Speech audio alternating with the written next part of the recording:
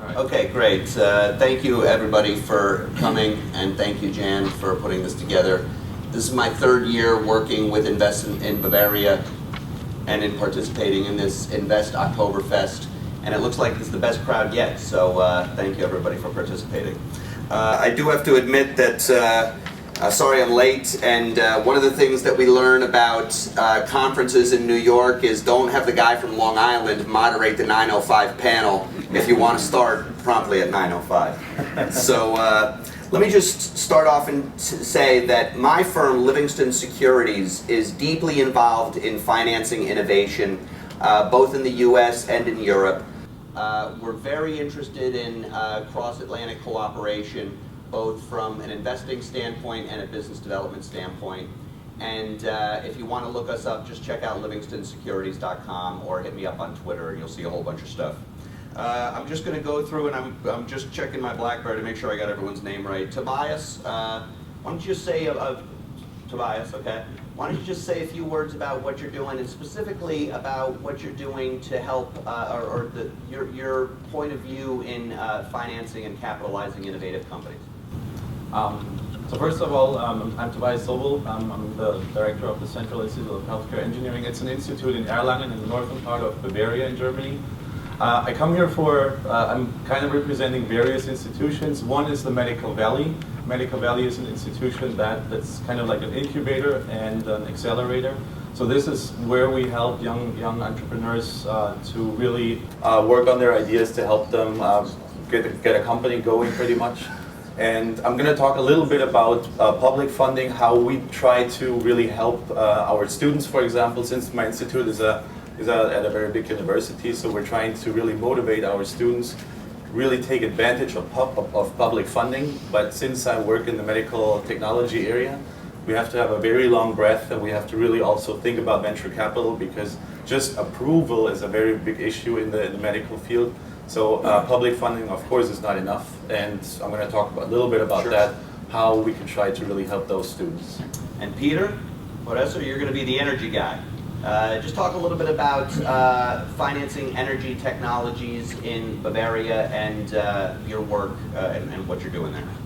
Well, yeah, Scott, thanks. Good morning, everybody. My name is Peter Polis. I'm the CEO of a company called SFC Energy in Munich. We went through all those stages of a real startup company, well, founded really by our founders from their university bench, finding VC money in the first instance, all German VC money, going through financing rounds here with strategic investors, private equity investors. And since I joined the company when we were maybe 13, 15 people in 2006, we went through, I'd say, the whole round, including the listing of the company in Germany. And what we found is that it takes a very dedicated approach to find the right investors for a specific story. We found it easier to address growth capital here in the US, but at the same time, we also learned that dedicated programs funding companies, especially high-tech companies, doing 25-30% of the revenue in R&D spending. There are excellent and very dedicated programs in Germany, specifically in Bavaria, and without them we would not be now a mid-sized tech company with this year hopefully about 80 million dollars of revenue and 250 people worldwide. Mike Weiner is co-founder of Electro Healing Technologies, and I know Mike for a long time as a serial entrepreneur. Mike, talk a little bit about commercializing your technologies and how you've been financing yourselves. Sure. First of all, it's a real honor to be here at the Bavaria conference, because I think that the smart money for entrepreneurs and scientists, even though it's been very frustrating to many people in Germany for a long time, they're doing some very smart things, smarter than our government is doing for our small companies, because all we really have is the SBIR program. And what they have in Germany is broader for the company. And one of the reasons I'm here is we're so excited about the growth potentials in Bavaria that one of the companies I'm on the board of has opened a subsidiary over there, and Electro Healing will be debating that as well. But since this isn't about me, this is about how do startups raise money. First of all, I think it may be easier here than it is there. It ain't easy here. And it depends who you are. Because we'll make it simple, there's two classes of people. There's those people who have raised money and know how the system works. And there's most people who don't have a clue. So here in the United States, it's very commonly thought that the best thing you should do if you have an idea, let's say you're a scientist, and you know enough to write a business plan, you write a business plan and then you go see venture capitalists. I don't think you should do that. I checked the Constitution, it's not required. You have options. But chances are you'll be so demoralized if you go to them first, you may quit, you may give up. And unless you're really good and know what they want and how they talk and what they do in terms of ROI and payback and exits, they're not going to give you any money in most cases, unless you're lucky and you showed up at Kleiner Perkins 20 years ago, they'd help you. So I'm not jaundiced against venture capital. It's just the wrong place for most startups to go. Now, if you have somebody who's wired into the system, in about 5 minutes they listen to you and they'll know all the places you shouldn't go. What you gotta hope is that person knows where you should go. That's not easy. So I think financing a startup is one of the biggest problems why America's not as innovative as it could be. And in medicine, it's worse. I'll just close with this little joke. I've been in intellectual property now for about 20 years. And it's a funny business because I made up this saying, in intellectual property, everything takes forever. Ellipse, unless there's a delay. And it's very much the same with medical and financing. So it's going to take this type of networking group and I used to think this transoceanic thing was, I don't know, I didn't think it was that good until I got to understand what's going on in Bavaria. So now I'm sold. So to the degree I can help with anything I've learned other than don't start with the venture capitalists, you better practice and hope you never get there. It's the first time we're asking for money. Shameless Better plug. line up. And Jason Hickey's on the advisory side and talking about site selection and other business development. Please talk a little bit about what you're doing, Jason. Sure, thank you, and thank you for the invitation to participate today. So what our firm focuses on both here in the U.S. as well as Europe and Asia and South America is helping companies, large and small, select the best location to all the way from startup to large multinationals and where they should expand or consolidate. We also deal in what is usually universally termed government aid. So some of the grants and other opportunities that have already been mentioned, we operate in that space and advise in that space, but also with some new programs in Europe. And what we believe is going to be a great benefit to Bavaria and Germany as a whole are the rewriting of the rules when it comes to the EU and the way the grant process works. In addition, and we could talk about this a little bit later, new programs like Horizon 2020, which could be significant from a foreign direct investment standpoint. And the same kind of programs exist here, though they are typically discretionary in nature. And what's unique about the U.S. that's not unlike the EU is that programs are different from jurisdiction to jurisdiction. The one differentiator between Europe and here in the U.S. is that there's no federal oversight for the most part when it comes to some of these, as we would call incentives in the U.S. So we can get a little bit more detail about that as well as during the lunchtime table session. So many ways do you have in your portfolio to say Bavaria is the place to go to? Many. So Tobias, I'll just kind of go through a couple of questions that come up that I've thought about, and then I'll open it up for a little Q&A. Tobias, what's in the medical field? What do you see? Is it do you see therapeutics, devices, personalized medicine? You know, what's hot right now, and does what's hot really matter, or are you just kind of generally doing everything? What's hot really does matter, of course. Personalized medicine is a big topic. We try to focus on very certain fields, so we go into diagnostics and therapy. a very big specialty of our region is actually medical imaging. So we do have very small companies who just had a great idea and they're just getting started. We have a little more established startups like the company Siemens. The headquarters is right next door to our university. So this is a great benefit, of course. We do really appreciate them because there's a very long relationship with the university. So they really put a lot of, they emphasize the collaboration with the university. They say they're going to pay for a few PhD students, for example, in the university, but they're going to have like a 5-year program developing very specialized products, and they're super successful with that. And due to those great collaborations that we have, we managed to come up to, I think it's right now it's like 42% of all the patent applications in Germany come from the Medical Valley, from our very small area. And this is, you have to like see, this is a radius of 15 kilometers, so a really, really small area where we create a lot of patents, a lot of new knowledge, and just really that collaboration with the industry, and on the other hand, using public funding is really a great possibility for, of course, right now for the German industry. But there's no problem. Of course, we're inviting people from all over the world, from the States right here, right now, to really come join us, do some research together, and develop the products for that. So that's what we're doing.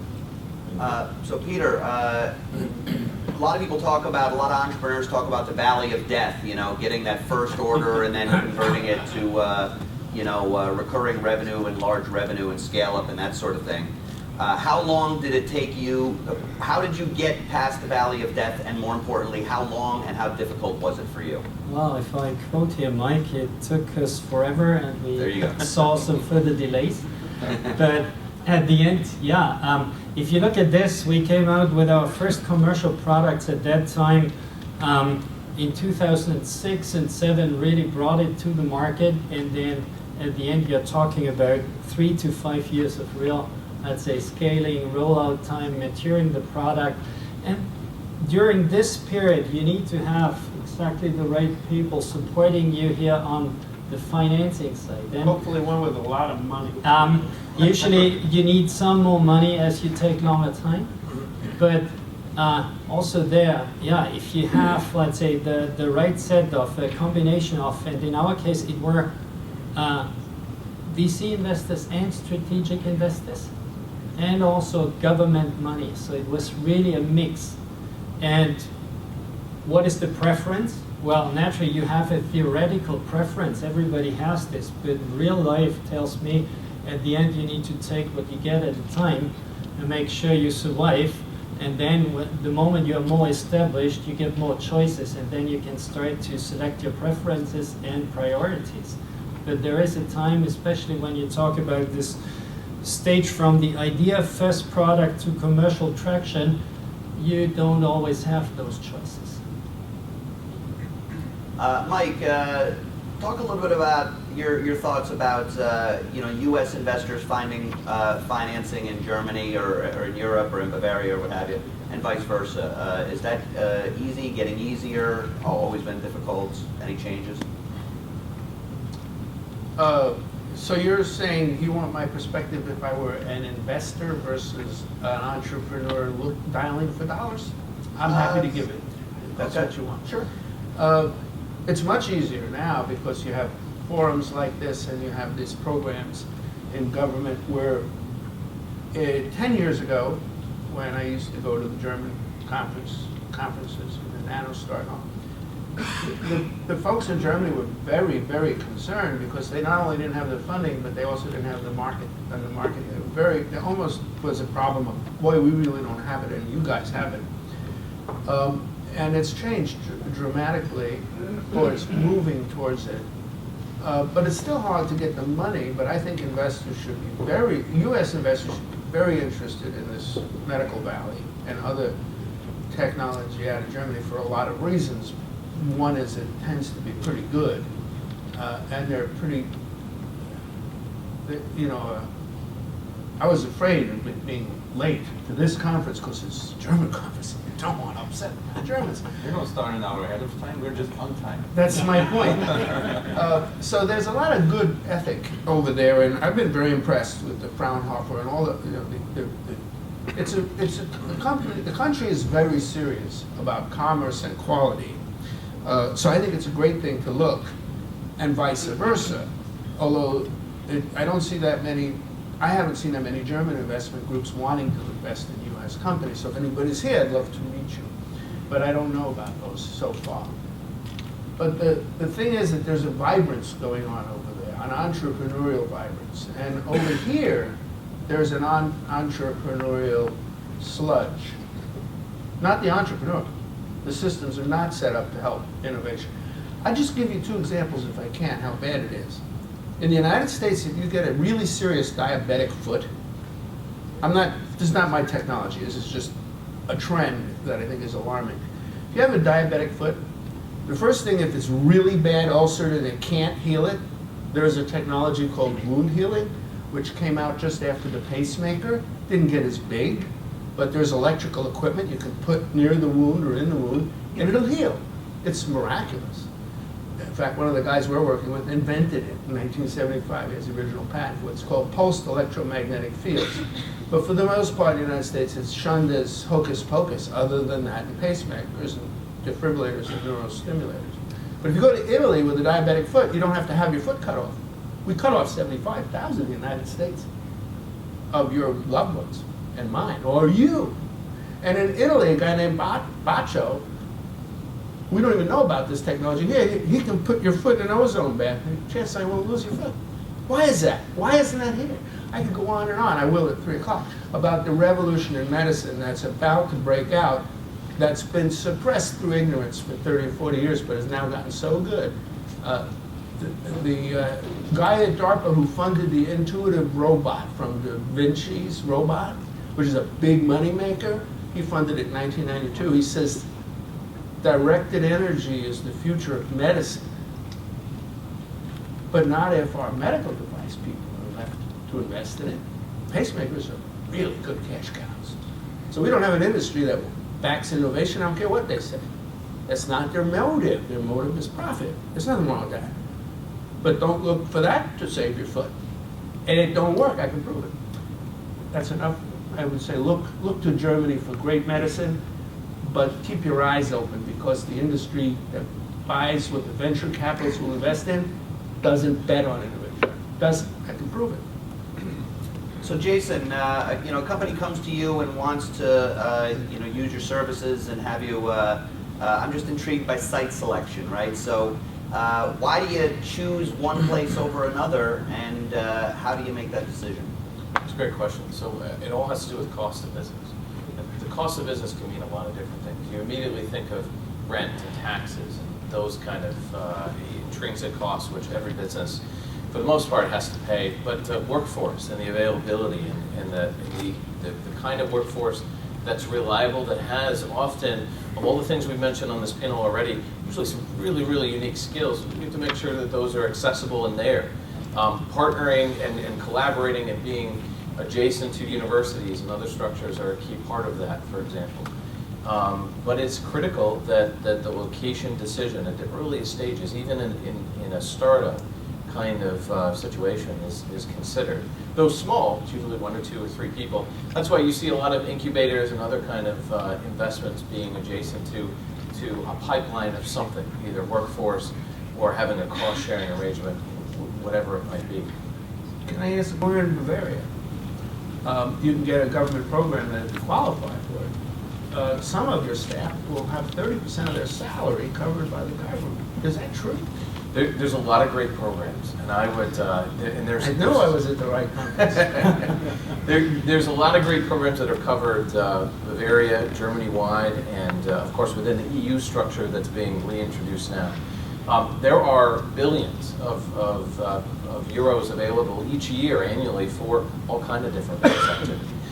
The trick and the challenge, and the very talented people at Invest in Bavaria, who our firm has gotten to know very well, are great in determining what kind of value each of those programs can bring, both short-term and long-term. There's a saying is there's no such thing as free money. So you have to invest, you have to do those things, but there is an awful lot. But there's non-dilutive money, and that's the sweetest thing Sure.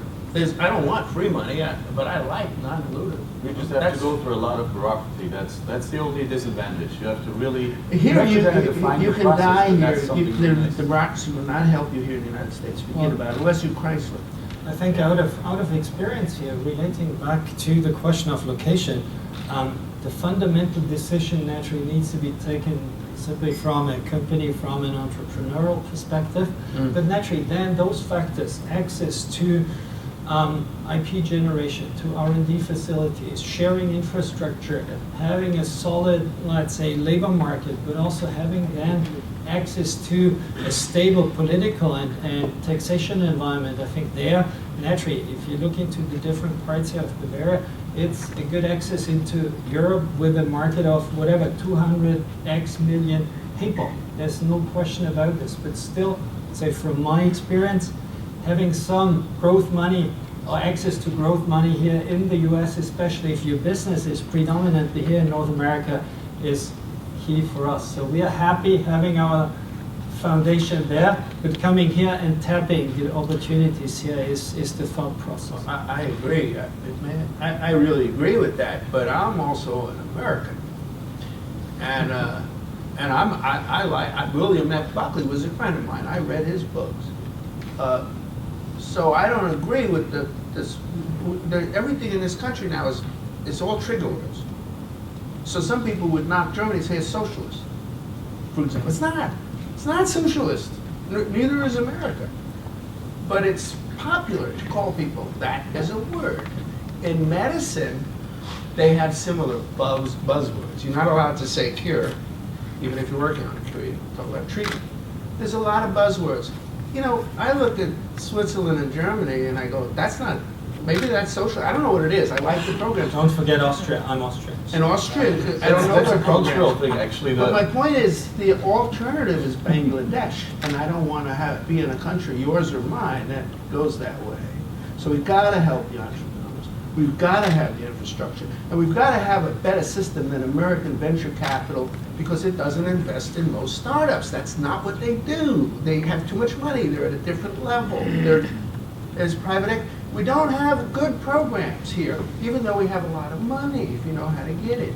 You can see Scott, he'll get you the money if you're, Oh, boy. So, good to know. if you're ready. Well, let me throw this out, and I'll start with Tobias. But I like when everybody talks together because then it makes my job that much easier. But what's Bavaria doing right? What's Bavaria doing wrong? And if I was a Bavarian looking to make partnerships with regions in America, don't say Boston or San Francisco. Where should I go?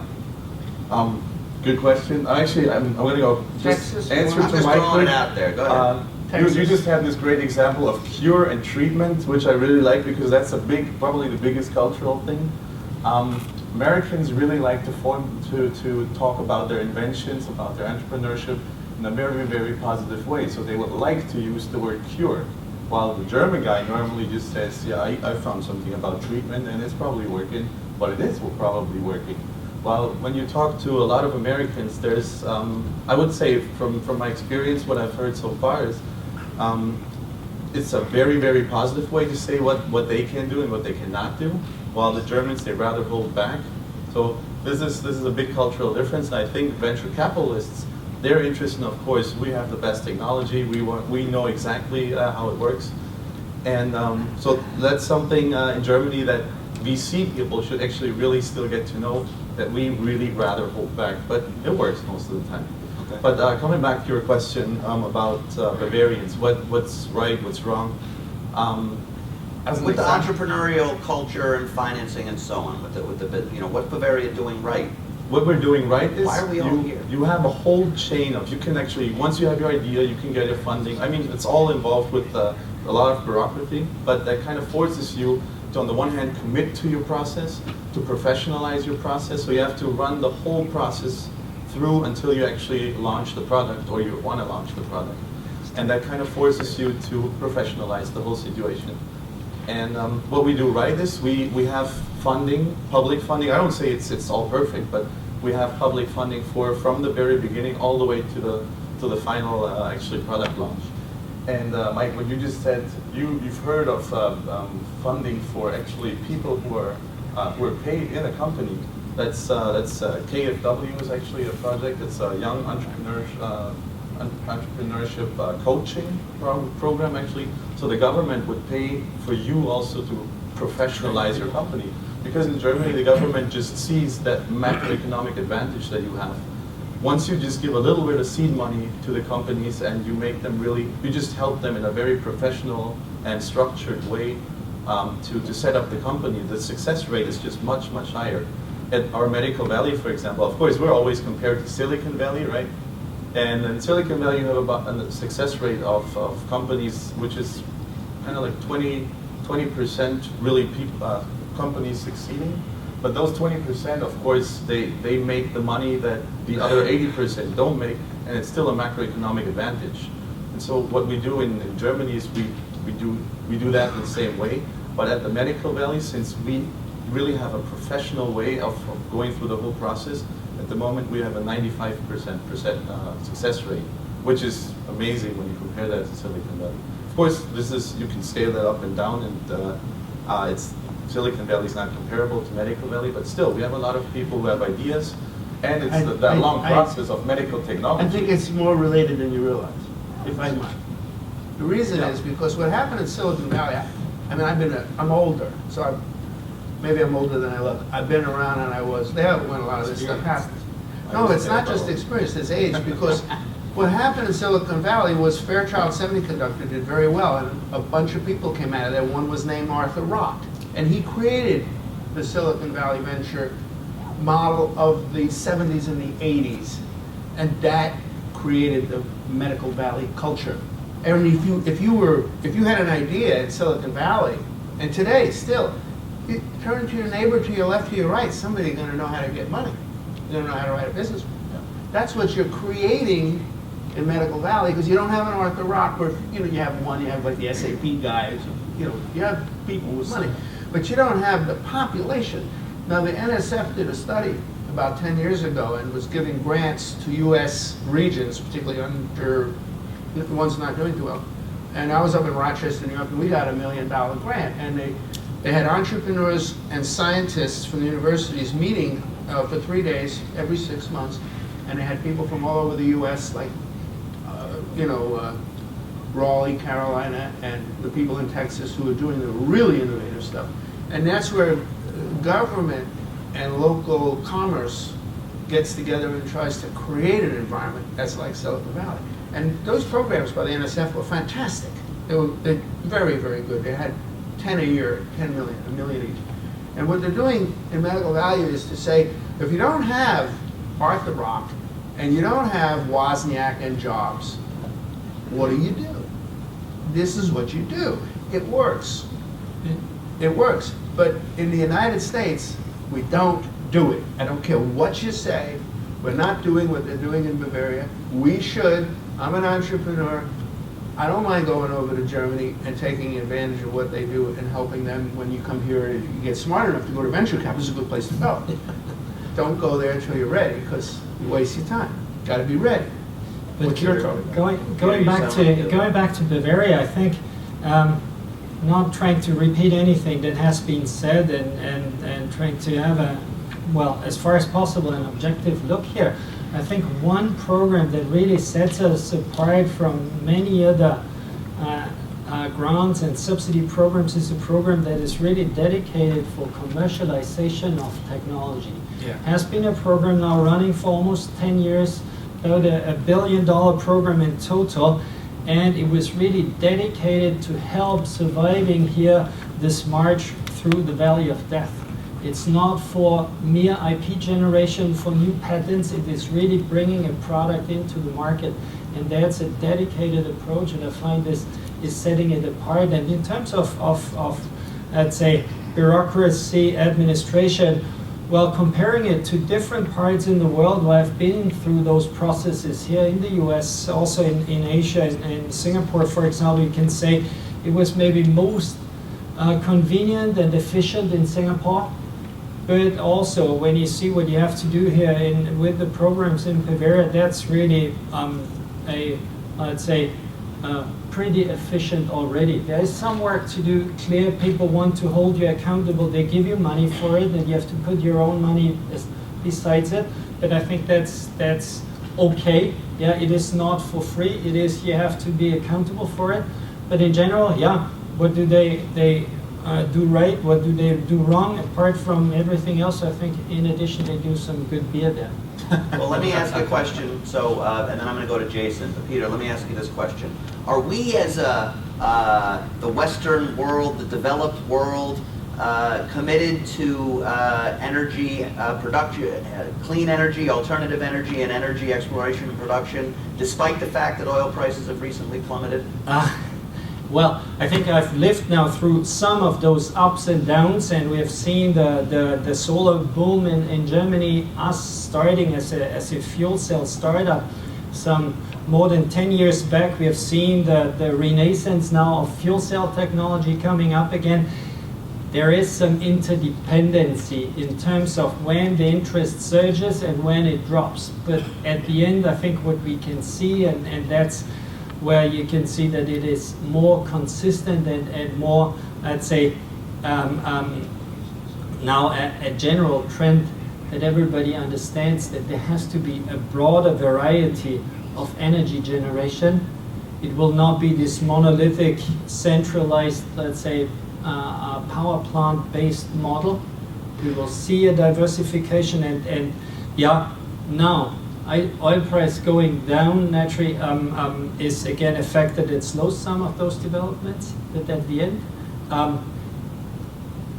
more and more thing in society, in the financing world, and also on the industrial side, including then, let's say, end consumers, that you need to go for, let's say, sustainable ways of generating and using your energy. Jason, let me throw it to you. And again, you know, as I'm just throwing out thoughts, feel free to comment on each other's thoughts, but keep it quick because I'm going to get some questions too. How does a startup afford you, Jason? How do you pay when you have limited resources or a limited corporate structure?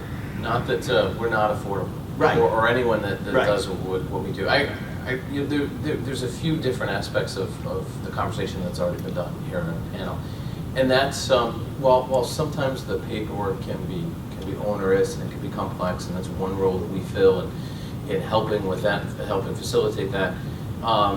It's also part of the process that helps make sure that entrepreneur or that new business is focused. There are so many great tools in Bavaria, and there's so many great tools, and you had asked a question earlier about locations here in the U.S. that aren't Silicon Valley, the Bay, or here, and there's many. There's Austin, there's Minneapolis, there's certain communities of Connecticut taking advantage of some unique synergies with universities, but you see a whole nother level in Germany, in certain regions, because they know that by creating seed money, which is not very accessible here from a government partnership standpoint. Though there are exceptions. Ohio has a program, a couple other states, but as a whole, there are funds that are available. And so where our role is helping, to use a term from today's event, matchmaking. And so sometimes it's as simple as matchmaking. Where we come in often, besides some of the paperwork and other things, is that once a company gets to a certain level, and they're really ready to commercialize, it's to help pick a location that's going to be sustainable for the long term, but also help create a finance structure that's outside of a general commercial sense. It's coupling a lot of different things and different modules into a finance sense. And you mentioned something earlier about making sure that it's sustainable over the long term, that you're not just focusing on venture capital, you're using what aid is available to you, you're using sometimes private money or a combination thereof. I'd like to make a clarifying point on why I'm saying things could be better in the United States, because I don't mean to sound like an ingrate. I've gotten over $10 million of government money for two of my startups over the years, about half of that from the SBIR program, which is a wonderful program. Percentage of all defense spending, all research spending over $1 billion must go to SBIR or STTR. They're great programs. Here's what's wrong with them.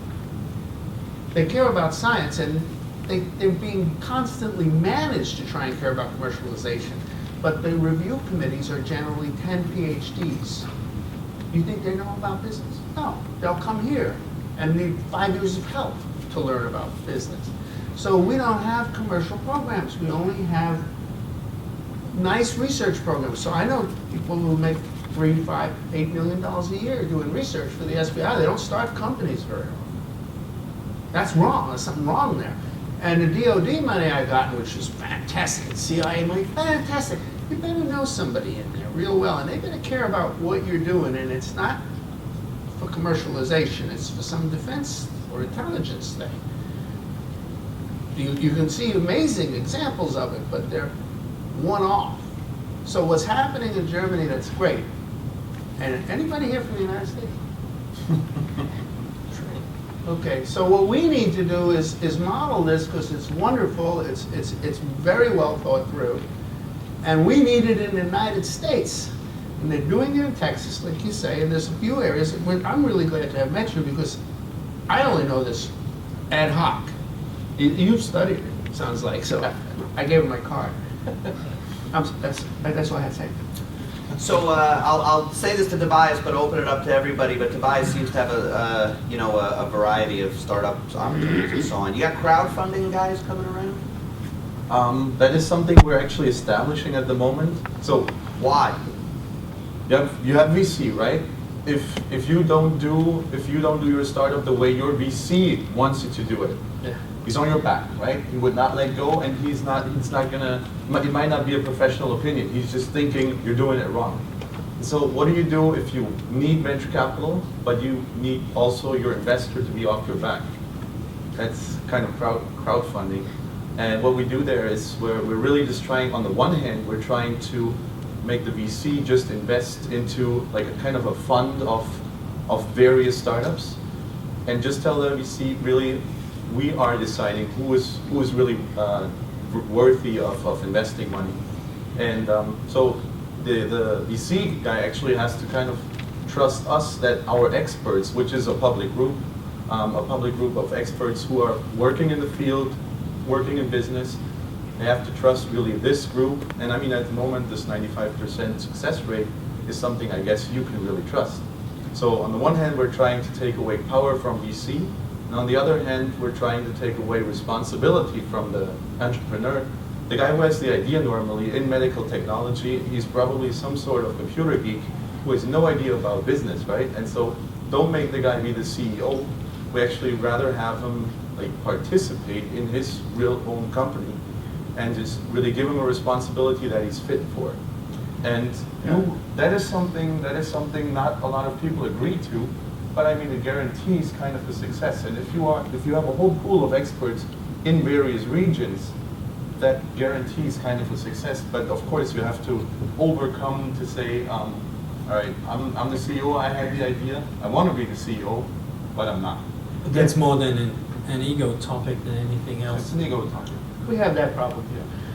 But the thing I wanted to also mention, it's funny how a government program can be insightful, because we don't always see that over here.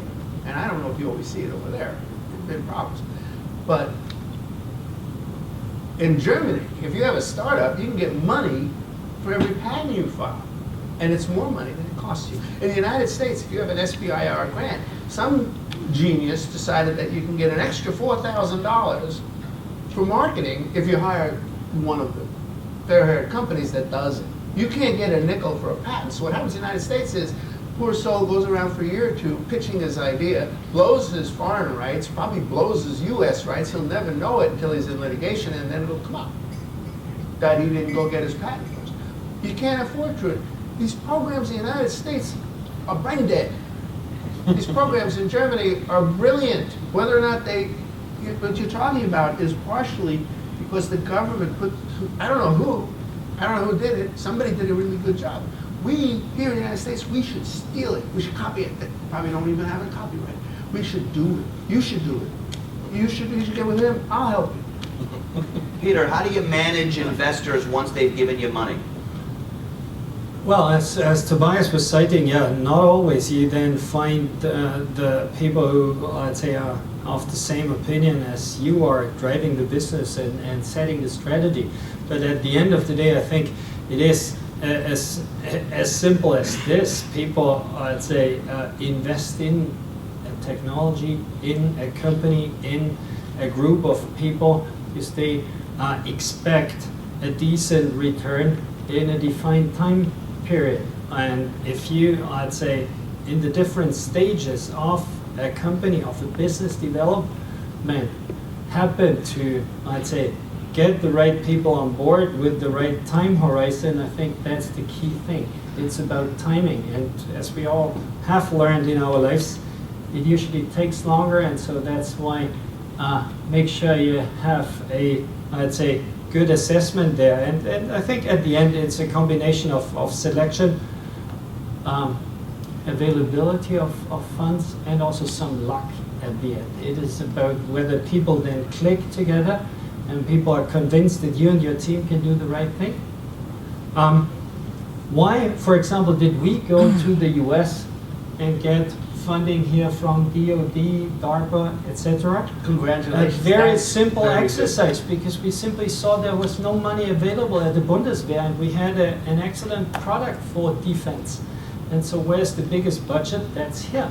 So we went here and presented it here. And finally it was a technological sell. But the products we sell today in various countries, yeah, we developed with the support of a dedicated customer here. Yeah, we have no IP in this because we developed this together, but at the end of the day we have a product. So it was also a selection of kind of an investor with a joint development agreement, SBIRs. You have to do whatever you can to get the money in. So time horizons, naturally strategy, but at the end, if you see PEs or also VCs, strategies can change, people change, and then usually also direction changes, and you're exposed to this then. And yeah, we saw many generations of investors in the company so far, and we will see some more. Mike, talk a little bit about the capital markets and the public markets and your experience here in the U.S. and if relevant experience in Germany. Well, In 3 minutes or less, because we got. All right, I'll make it in a minute. In the United States, in my opinion, even though everybody keeps claiming that it's changed, there are two markets. There's the upscale market, NASDAQ IPO, underwriting, properly funded, and then there's what I call the bottom of the barrel market. And I don't want to get into, we don't have reverse mergers as much as we used to, but there's a corrupt element in finance, and it'll bet against the companies it backs. There's a lot of bad news.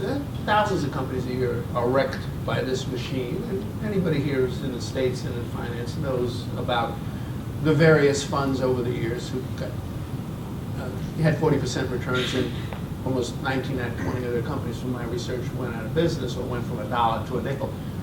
It's being fixed, but it's being fixed by taking money out of that market instead of fixing it so the money goes in the right place. I wish, personally, retrospectively, I wish they'd have given Michael Milken probation. Because when he was on the street, he produced some great money for LTC, a lot of companies. And we don't have that here. So I don't like the capital markets very much, unless you get to the point where I can go to you as a banker or other boutique banker, because I don't go to Goldman Sachs. They don't let me in. We both know we're not meant for each other.